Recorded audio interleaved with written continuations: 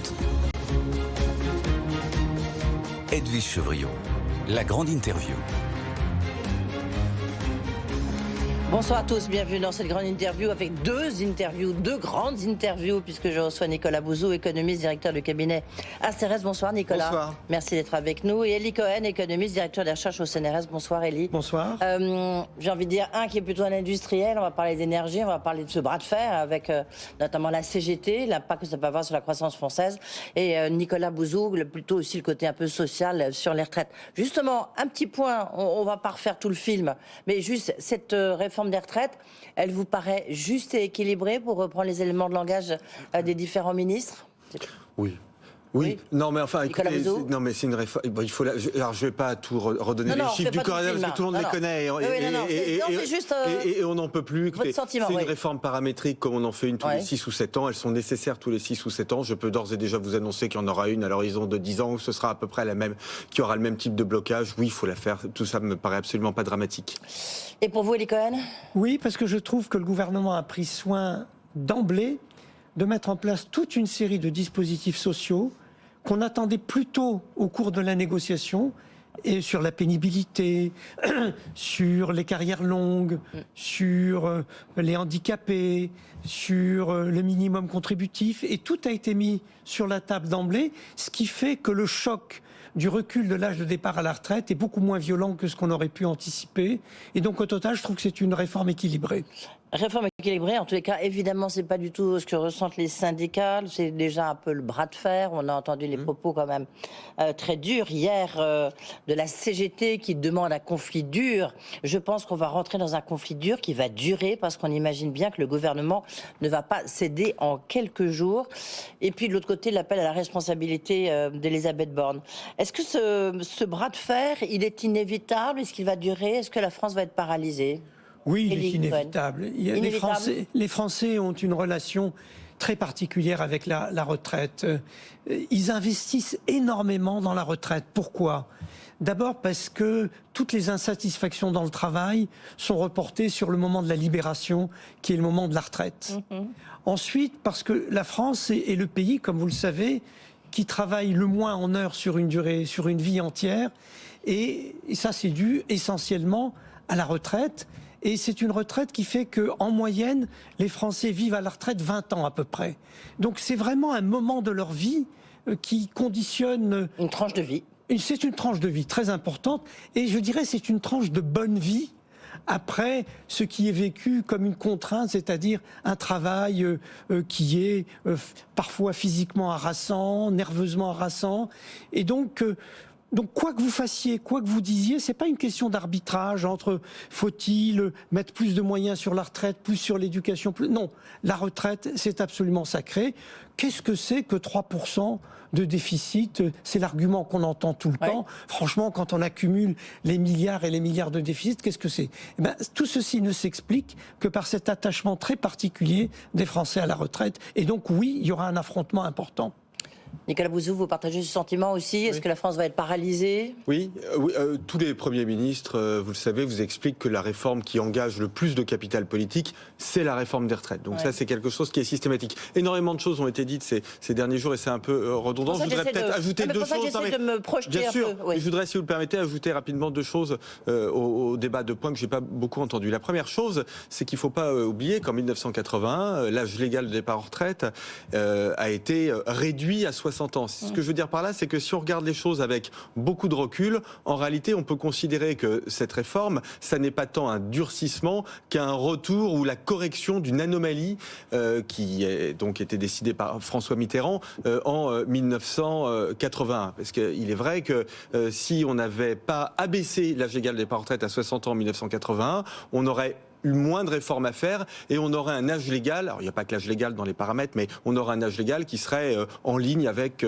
ce qui est autour de nous, c'est-à-dire 65, 66, 67 ans. Ça, c'est la première remarque. Deuxième remarque, c'était peut-être un peu en filigrane dans les propos d'Elie Cohen, moi, il y a quelque chose qui m'interpelle beaucoup, mais qu'on voit depuis maintenant 2 ou 3 ans, c'est le rapport au travail. C'est-à-dire que ce que j'ai beaucoup entendu dans les conversations sur les plateaux télé, c'est on n'en peut plus de travailler. Alors, bien évidemment, d'un côté, c'est quelque chose qui me pose problème pour des raisons philosophiques, mais aussi pour des raisons économiques. Mais en même temps, je pense que ça doit aussi interpeller les entreprises. C'est-à-dire que je crois que les entreprises doivent quand même se demander pourquoi est-ce que une très grande partie de nos concitoyens veulent partir en retraite. Alors, je ferai jamais l'apologie, bien évidemment, du droit à la paresse, etc. Je trouve que tout ceci est absolument inepte. Mais en revanche, je pense que cette dégradation du rapport au travail doit être l'occasion pour les entreprises de remettre sur la table un certain nombre de problèmes managériaux.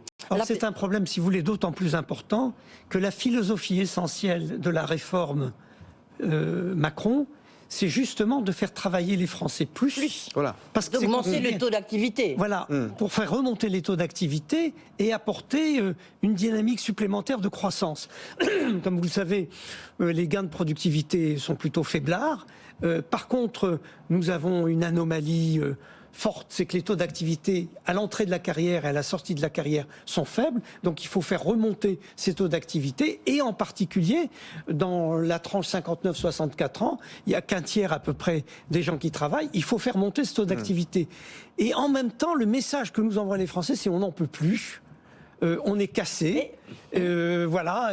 Mais moi, en vous écoutant, et puis déjà... En fait, on a envie de dire cette réforme des retraites, c'est quelque part, je fais un peu de provocation, surtout ici à BFM Business, mais c'est un peu à cause des entreprises. C'est que, les gens n'ont plus envie de travailler trop longtemps. Il y a un rapport au travail, comme vous venez de le souligner, qui n'est pas très bon. Et puis 2, il y a un taux d'activité qui est très mauvais sur les seniors, ce qui fait qu'il faut les obliger à faire travailler et à conserver leurs seniors. Donc quelque part, c'est la responsabilité des entreprises qui font qu'on est dans cette situation, non ? En tout cas, la responsabilité des partenaires sociaux. La question du taux d'emploi des seniors, c'est très difficile de demander au gouvernement de prendre des mesures sur le taux d'emploi des seniors. Je pense même que c'est absolument pas souhaitable. Alors d'ailleurs, le gouvernement a dit on fait un index, il donne de l'information, c'est très bien. Mais enfin, c'est les entreprises qui sont responsables. Alors oui, mais les partenaires sociaux aussi, parce que je trouve parce que les syndicats de salariés, au fond, sont pas très engagés sur cette question du taux d'emploi des seniors, qui nécessite quand même une réflexion assez profonde sur la santé au travail, sur la formation tout au long de la vie, sur la baisse du temps de travail en fonction de l'âge. Vous voyez, des dispositifs assez innovants qu'on ne traite pas suffisamment. Mais vous avez raison de soulever la question. Je suis frappé de constater quand je dis des enquêtes européennes sur la satisfaction au travail des salariés, il y a un vrai point noir français. Oui, absolument. Il y a un vrai point noir français. Alors, c'est dû à quoi ? C'est dû effectivement à la qualité des relations sociales, c'est dû au problème de l'investissement du management dans cette question, mais c'est vrai qu'il n'est pas normal qu'on ait cette espèce de rejet du travail et de la vie au travail dans les entreprises, et notamment dans les entreprises industrielles. Alors, quand même, je reviens à ma première question. Le rapport, ce bras de fer attendu, voulu, souhaité presque par certains, entre le gouvernement et les syndicats. Est-ce qu'il y a un moyen de l'éviter ? Non, vous avez dit. Non, moi j'ai été comme tout le monde cueilli ce matin par l'annonce des 6 jours de grève, a priori. Des jours de grève dans le domaine du raffinage et de la distribution pétrolière. Je me suis dit non, c'est pas vrai, on va pas recommencer. Oui. Et donc il y a l'air d'y avoir. 24 heures le 19 janvier, le 26 janvier ça sera 48 heures, puis 72 heures le 6 février. Et donc je crains la suite, c'est-à-dire l'annonce dans les chemins de fer de mesures comparables. Et donc voilà, on va rejouer la scène habituelle de la paralysie progressive, de l'installation d'un rapport de force qui ne débouchera pas sur la remise en cause de la réforme.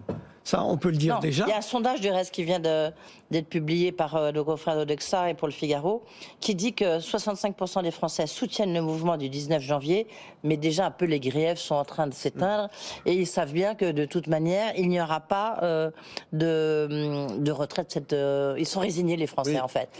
Je pense qu'un effort de pédagogie que peut faire le gouvernement, peut-être, c'est d'expliquer que cette réforme est très progressive, et donc que pour beaucoup de nos concitoyens, c'est encore quelque chose qui est abstrait, parce que c'est pas le départ en retraite n'est pas repoussé de 2 ans pour ceux qui ont 61 ou 62 ans.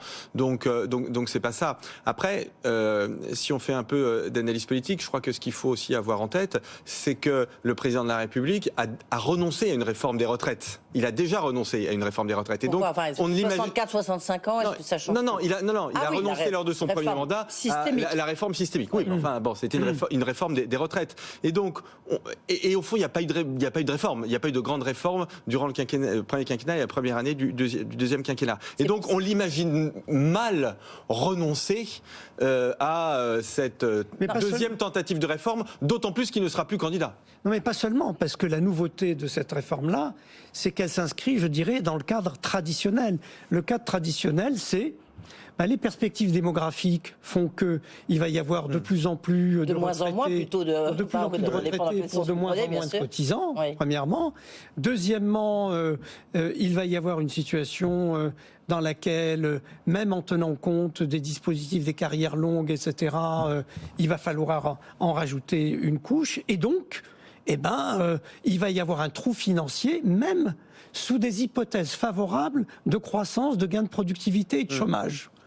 Parce que quand vous lisez le rapport du corps... Dans tous les scénarios, on déficit. On vous annonce 1,6% de gain. Non, attendez, 1,6% de gain de productivité. Oui. Je vous signale qu'on a fait 0,7 sur les 10 dernières années. Le rapport du corps, on lui fait dire un peu tout ce qu'on veut, dans un sens comme dans l'autre. Dans tous les scénarios, il y a des déficits. Voilà. Donc, attendez, alors moi j'ai des arguments.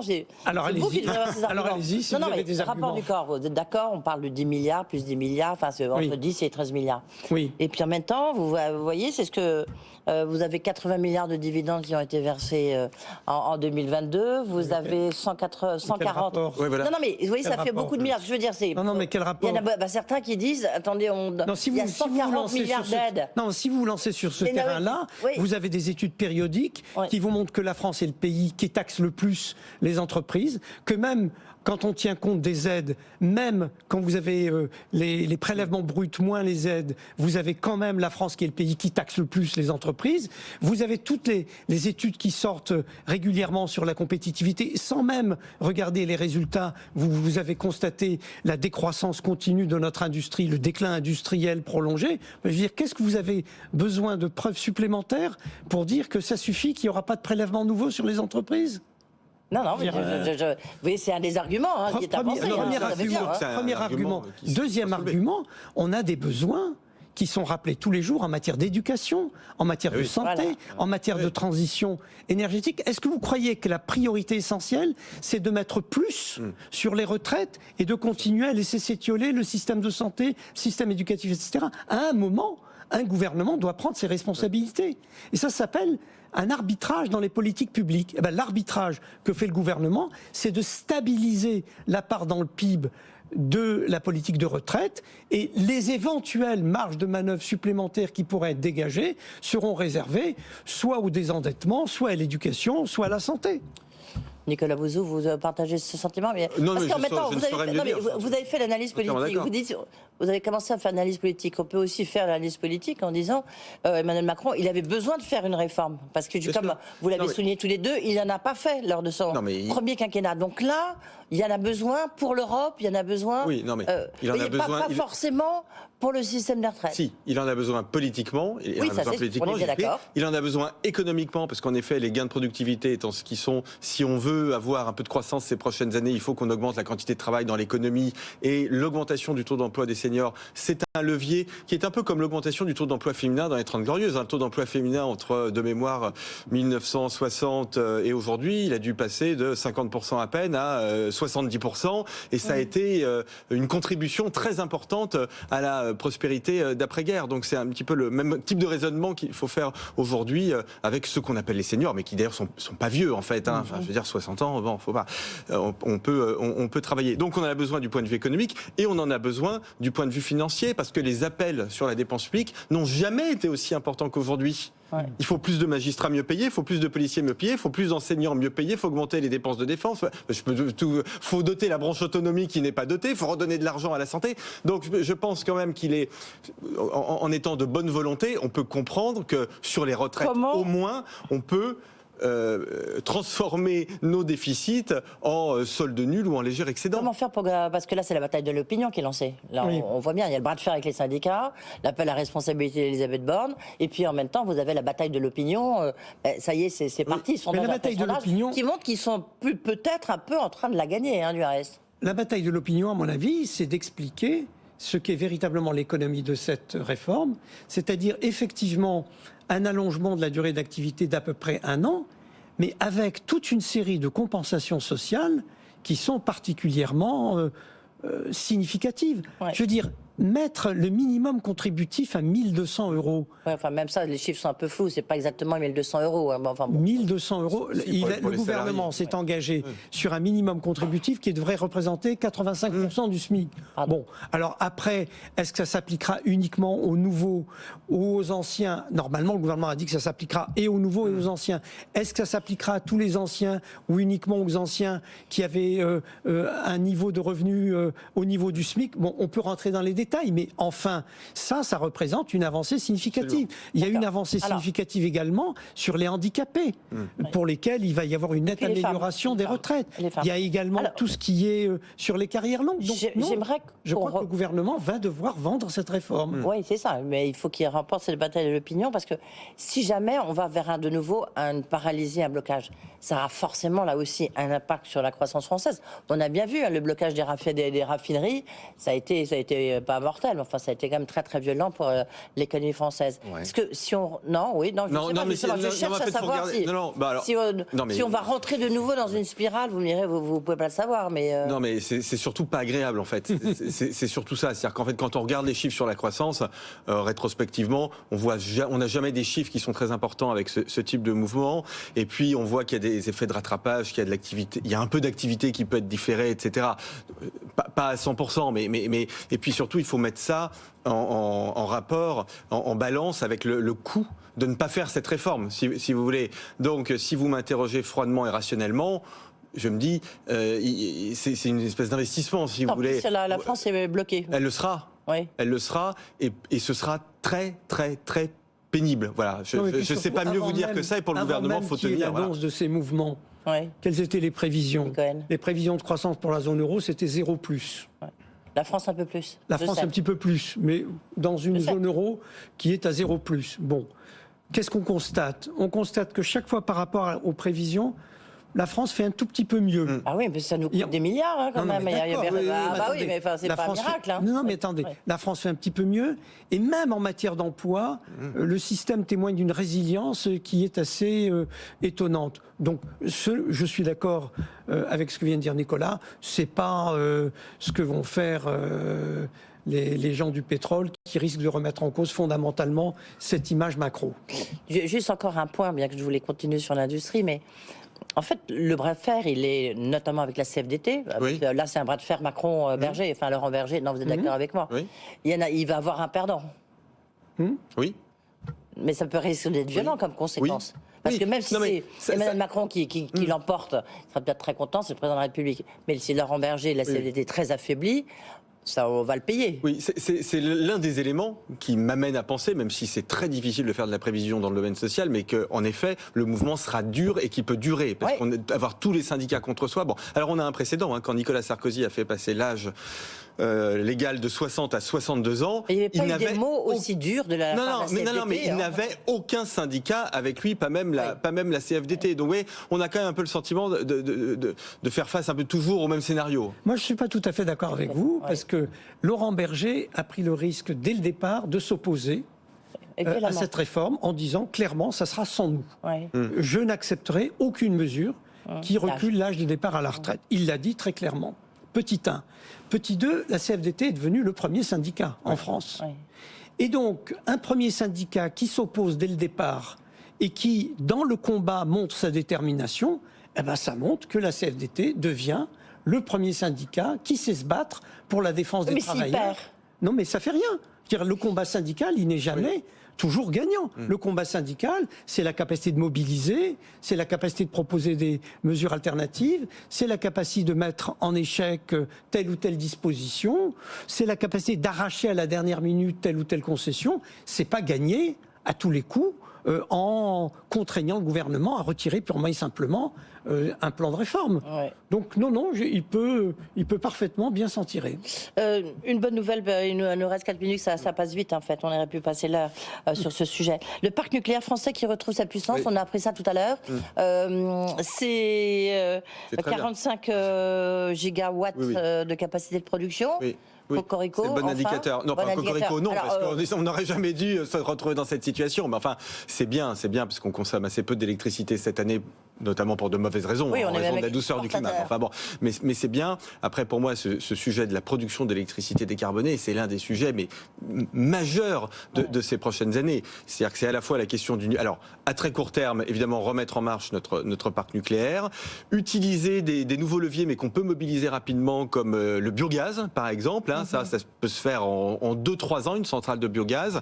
À moyen terme, les énergies renouvelables, ça, c'est 5-6 ans sur Terre et 10 ans en mer. Et à long terme, le nucléaire, les EPR. Il faut tout faire. Je mets tout le monde d'accord. Hein. Enfin, on a absolument besoin de déployer massivement toutes nos capacités de production d'énergie décarbonée. Voilà, pour moi, sujet majeur. On n'aura pas de coupure d'électricité. Alors vous me direz, il fait 12 degrés, d'accord, on est d'accord. On n'aura pas de coupure d'électricité. Ça y est, c'est sauvé. Ça, c'est sauvé parce que le temps a été incroyablement clément, parce que EDF a été capable, finalement, de faire des réparations nécessaires dans le temps qu'elle s'était impartie. Mais enfin, il faut quand même faire le bilan. Il y en a d'autres qui vont avoir lieu en 2023. Il faut quand même faire le bilan. Le bilan, c'est que 2022, ça sera l'annus horribilis du nucléaire français.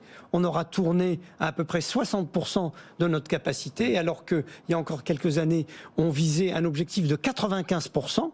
Donc c'est vous dire l'écart formidable entre les capacités théoriques et les capacités réellement produites. C'est l'année où on aura importé de l'électricité de nos voisins, on aura importé de l'électricité carbonée, alors qu'on aurait dû être le pays qui aurait dû exporter massivement de l'économie décarbonée grâce à notre effort nucléaire. On l'a appris en fin d'après-midi. Emmanuel Macron va recevoir des grands patrons d'entreprises françaises à l'Élysée demain pour parler de l'offensive, la contre-offensive de Bruxelles par rapport à l'IRA. Oui. Est-ce qu'on peut espérer, ces questions que je posais hier au ministre de l'Industrie, Roland Lescure, est-ce qu'on peut espérer une réponse rapide de l'Union européenne? Parce que là, c'est les Français, c'est Macron qui décide de le faire. Thierry Breton a dit hier, il faut une offensive au niveau de Bruxelles. Est-ce qu'on peut être suffisamment rapide tout d'un coup pour dégainer et contrer l'IRA? En un mot, on peut dire que Macron essaye de bâtir un consensus autour d'un Buy European Act qui soit la riposte au Buy American Act, mais que jusqu'à présent, il n'a pas pu emporter la conviction des petits pays qui sont les plus libre-échangistes, et je doute qu'on puisse trouver un accord. On peut le faire à la fin. On peut le faire rien qu'en France. Non, c'est difficile. Non, c'est la politique commerciale. C'est une prérogative européenne. L'enjeu, il est vraiment crucial là aussi, parce que c'est en ce moment que ça se joue, et on a une fenêtre de tir. L'Occident, en fait, a une fenêtre de tir en raison des problèmes de la Chine. C'est-à-dire que la Chine est en train de perdre en attractivité. La Chine, qui était le pays de la prévisibilité, devient le pays de l'imprévisibilité. Et donc aujourd'hui, les grandes implantations industrielles, les nouvelles, elles regardent l'Europe et les États-Unis. Et aujourd'hui, bien évidemment, elles préfèrent les États-Unis à l'Europe. Mais vous voyez, ce que je veux faire comprendre, c'est qu'on aurait une fenêtre d'opportunité, et c'est maintenant que ça se joue.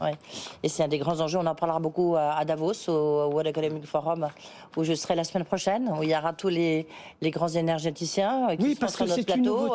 La notion de sécurité d'approvisionnement, la notion de sécurité sanitaire, la notion de régionalisation des chaînes de valeur, ce sont des thèmes nouveaux, et ça veut dire que on voit le monde tel qu'il est. Le monde n'est pas uniformément plat, et donc il faut trouver des stratégies pour assurer nos approvisionnements. Merci beaucoup, messieurs, en tous les cas, de participer à ce débat. Nicolas Bouzou, Elie Cohen. Petite question comme ça, oui, non, pour l'uniforme à l'école? Non. Non? Non, ben voilà, c'est rapide. Merci beaucoup d'avoir été avec nous. Tout de suite, vous retrouvez François Sorel, évidemment, pour Tech & Co. Et vous pouvez surtout nous retrouver sur le QR code qui s'affiche pour ceux qui regardent à la télévision, ou alors sur BFM Business en replay. Bonne soirée, messieurs, bonsoir à tous. Good Evening Business. Actu, experts, débat et interview des grands acteurs de l'économie.